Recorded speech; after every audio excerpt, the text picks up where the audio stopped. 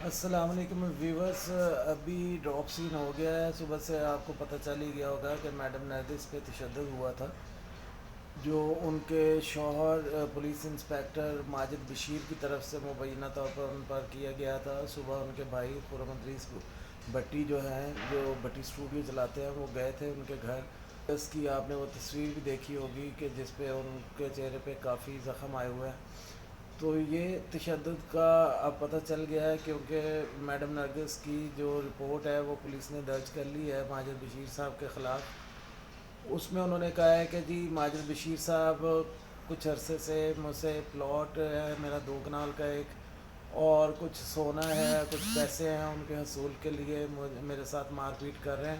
اور انہوں نے رات کو اپنے بھانجے اور ملازموں کے سامنے مجھے مارا پیٹا ہے، اور اس کے بعد کمرے میں بند کر دیا، اور انہوں نے دھمکی دی ہے کہ مجھے جان سے مار دیں گے اگر میں نے پراپرٹی اور سونا اور پیسے وغیرہ ان کے حوالے نہ کیے تو۔ حوالے سے کافی خبریں چل رہی تھیں ٹک ٹاک پہ بھی اور باقی ڈیجیٹل میڈیا پلیٹ فارمز پہ بھی، کہ پتہ نہیں ان کی لڑائی کی کیا وجوہات ہیں۔ تو اس حوالے سے میں نے پہلے بھی ایک ویڈیو کی ہے، اس میں میں نے بتایا کہ میڈم نرگس کی جو زندگی ہے اس میں جو گھریلو سکون ہے، جو خوشگوار ازدواجی زندگی ہے، وہ شاید ان کے نصیبوں میں نہیں ہے۔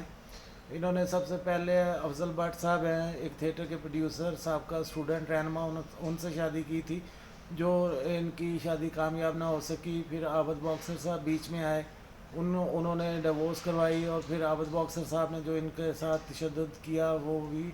آپ سب کو پتہ ہے۔ اور عابد باکسر صاحب کے بعد ایک شاہ صاحب تھے، ان کے ساتھ انہوں نے شادی کی اور کینیڈا چلی گئیں، واپس آ کے پھر انہوں نے لاہور میں کام کرنا شروع کیا۔ چونکہ عابد باکسر صاحب کا خوف تھا تو اس لیے بابر بٹ لکھو ڈیر والے جو ہیں وہ اور گوگی بٹ صاحب، ان لوگوں نے ان کو اس وقت تحفظ دیا کہ آپ آ کے کام کریں تو آپ کو کوئی نہیں روکے گا۔ اس کے بعد حال ہی میں یہ ان کی شادی ہوئی ہے 2-3 سال پہلے، بلکہ 4 سال پہلے۔ ماجد بشیر صاحب سی آئی اے میں تھے، جسے آج کل آرگنائز کرائم یونٹ بھی کہا جاتا ہے۔ تو پچھلے دنوں جب عابد باکسر صاحب گرفتار ہوئے ہیں اور مبینہ طور پر ان پر تشدد ہوا ہے، تو جن انسپیکٹر حضرات نے ان کو گرفتار کیا تو ان میں ماجد بشیر صاحب بھی تھے۔ تو ابھی